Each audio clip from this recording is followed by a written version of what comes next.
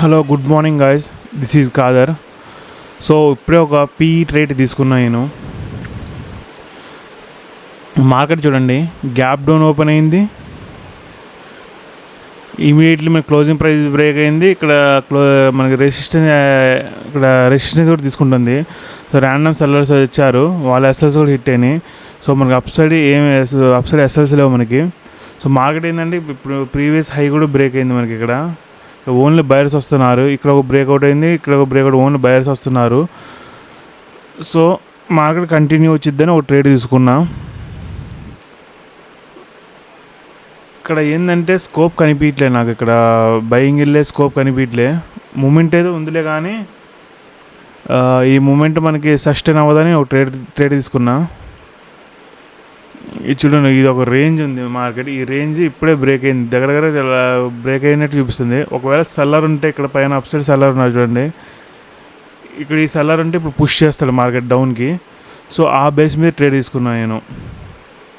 ఇక్కడ ఏంటంటే అందరు ఇంకా బయింగ్ సైడే వస్తున్నారు. మేబీ మార్కెట్ కంటిన్యూ వెళ్ళిద్దేమో, హై బ్రేక్ అయింది, ఇక్కడ ఒక బ్రేక్అవుట్ అయింది.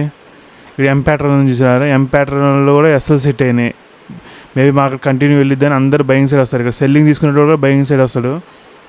సో ఈ సెల్లర్ ఇక్కడ పుష్ చేస్తారు మార్కెట్. ఈ మూమెంట్లో మనకి నార్మల్ వాళ్ళు అయితే రిటైలర్స్ పుష్ చేయలేరు మార్కెట్కి.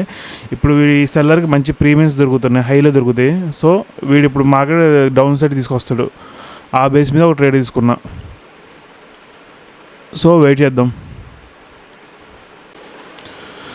గాయస్. ఇప్పుడే ఎగ్జిట్ అయ్యా, బ్రేక్ ఈవెన్లో ఎగ్జిట్ అయ్యా నేను. మనం అనుకున్న మార్కెట్ మూవ్ అవ్వలేదు. సో మనం ఇక్కడ అనుకుంది మార్కెట్ ఇమీడియట్లీ రావాలని. ఇప్పుడు అగైన్ పైకి అప్ సైడ్ కూడా బ్రేక్ అయింది. సో ఇక్కడ ఏమైంది, మార్కెట్ ఒక సైడ్ వేస్ ఉండొచ్చు ఓవరాల్గా. ఇక్కడ నుంచి నెగిటివ్ ఎలా అంటే నాకు ఆ స్కోప్కి అయితే కనిపించలేదు నెగిటివ్ అని. ఇక్కడ నెగిటివ్ పక్కా వెళ్ళొద్దని నాకు అంత నమ్మకం అయితే లేదు. మేబీ వెళ్ళొచ్చు, కానీ ఇప్పుడు మనం వరుస పెట్టి మనం లాస్లు పడుతున్నాయి కాబట్టి క్యాపిటల్ను ప్రొటెక్ట్ చేసుకోవడం కూడా మనకు తెలిసి ఉండాలి. సో ఇక్కడ రివర్స్ అయింది, వెళ్ళేది ఇంకా ఫర్దర్ కూడా వెళ్ళొచ్చు. మేబీ ఇక్కడ ర్యాండమ్ బయర్స్ ఇక్కడ చూడండి, బ్రేక్ అయింది, రీటెస్టేషన్, వీళ్ళట్ట కొంచెం టార్గెట్ తీసుకొని మళ్ళీ కిందకు బ్రేక్ అయ్యి మళ్ళీ అగైన్ అప్ సైడ్ బ్రేక్ అయ్యే ఛాన్సెస్ కూడా ఉన్నాయి. ఎందుకంటే మూవ్ అయింది మార్కెట్ అలా కంటిన్యూ. ఇక్కడ నుంచి నాకు ఎక్స్పెక్ట్ కనిపించట్లేదు, కొంచెం ఇక్కడ బయర్స్ ఉన్నారనిపిస్తుంది. ఇక్కడ నుంచి మళ్ళీ ఫర్దర్ డౌన్ సైడ్ రావాలన్నా కూడా నాకు అది కనిపించలేదు స్కోప్. సో కాస్ట్ ఎగ్జిట్ అయ్యా నేను. జస్ట్ ఎలాగో మనం ఇక్కడ రాంగ్ అయ్యాను, మళ్ళీ అగైన్ మన పొజిషన్ దగ్గరకు వస్తే నేను ఎగ్జిట్ అయ్యా. మేబీ ఇక్కడ నుంచి ఫర్దర్ డౌన్ సైడ్ వెళ్ళదా అని. ఇక్కడ నుంచి మళ్ళీ సైడ్ వేస్, ఇక్కడ ఓవరాల్ సైడ్ వేస్ ఉండొచ్చు, లేకపోతే పాజిటివ్ వెళ్ళొచ్చు, కానీ టోటల్ నెగిటివ్ సైడ్ అయితే రాదు. ఆ వ్యూ ప్రకారం ఇక్కడ ఎగ్జిట్ అయ్యా.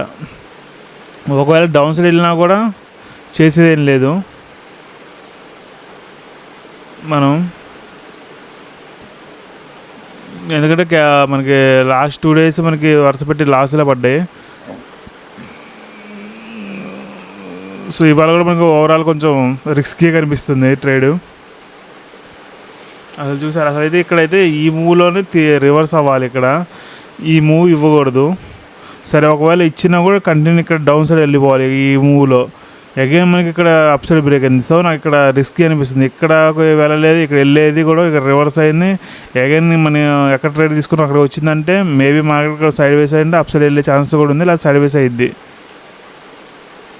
సో ఇది అందరూ రేపు హాలిడే ఉంది కాబట్టి రిస్క్ ఎందుకు తీసుకోవాలి, మండే చూసుకుందాం. సీ యూ గైస్, మండే కలుద్దాం. ఒకవేళ ఇయర్ ఏం డేట్, ఒక్క నిమిషం ఆగండి, ఇవాళ డేట్ అంతా